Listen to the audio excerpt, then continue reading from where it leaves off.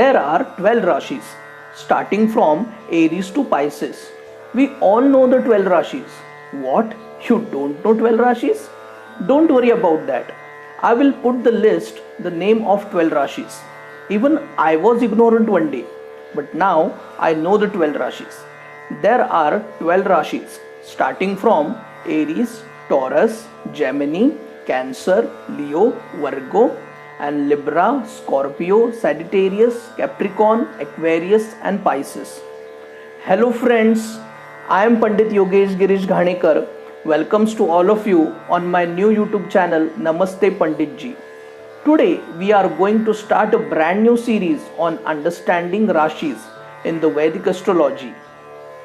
Rashi is one of the important element along with houses and planets. In the fundamentals of Vedic astrology, in order to understand the Rashi, first we have to look at the sky. The sky is divided into 12 compartments called houses, and in coming videos we have to see about the relationship of houses and the Rashis.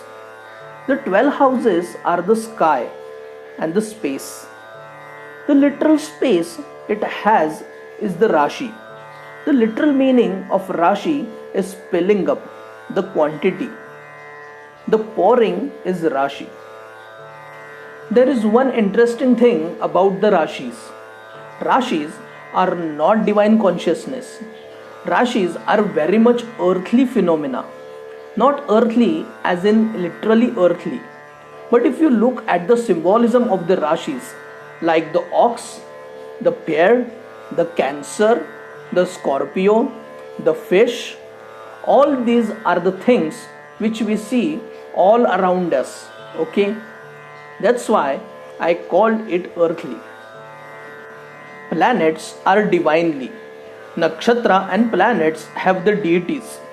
Rashis don't have the deities. Rashis are not worshipped anywhere. Yet they hold the significance in Vedic astrology. For this, we need to look at the sky. Rashi is an environment. The planet is always revolving in the ecliptic. And when it comes into certain compartment called Rashis, it behaves in a certain way. It may be favorable for its natural signification, or it may not be favorable for its natural signification. What do I mean by that? If I am a spiritual guy and if I am put into the discotheque, I won't be comfortable, right? Because the environment is not supporting my objectives. But if spiritual guy is put into the temple, he will be more than happy. He will be at his best because now his purpose and objectives are so high because of the environment.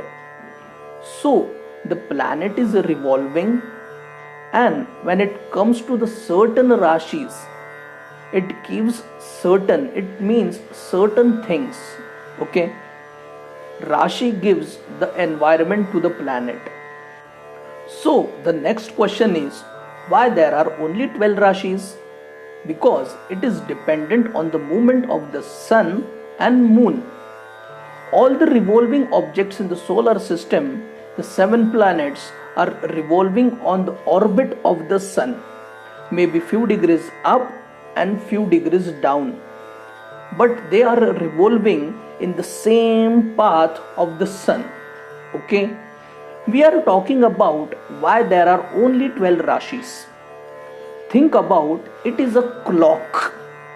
Sun is a short hand of the clock and moon is the long hand of the clock. So to come from 12 to 1 to long hand has to complete all 12 sides. In fact, the clock has also been derived from sun and moon. Okay? That's why there are only 12 Rashis. We are talking about the sky and the Rashis.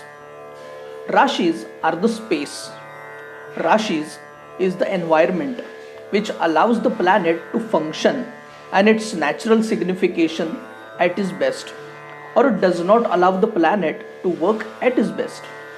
We call it debilitation and exaltation, or the Mulat Trikon Rashis or the own Rashis. Rashi itself means a quantity, a quantum, the pouring, the pile of things. Okay? So, if you see a planet in certain Rashi, don't take it as it is. If you see a Saturn in exaltated in Libra, don't take it as it is. Why? Because it has many folds to it. In that 30-degree compartment, there are nakshatras, there are the consultations, there may be some other planets with this. We call it conjunctions and nakshatra the degrees. But all we see is on the paper or a computer screen.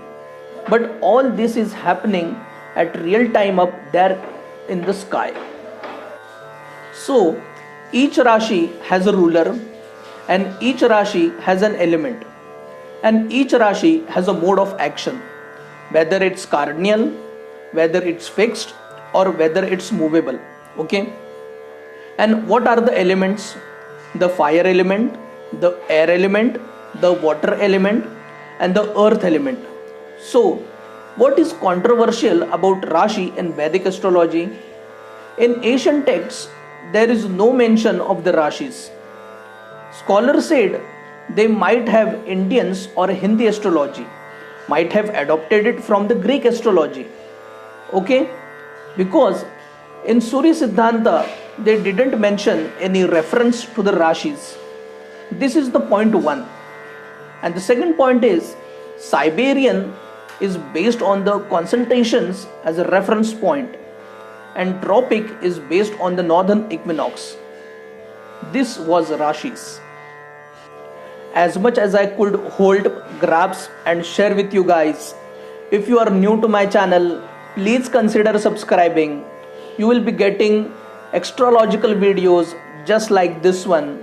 And if you don't know your Rashis and the planetary alignments, go check out my website for your reports. And keep watching Namaste Pandit Ji channel. Hit that like button and see you in the next videos. Bye bye. Take care. Sadgurunath Maharaj ki Jai.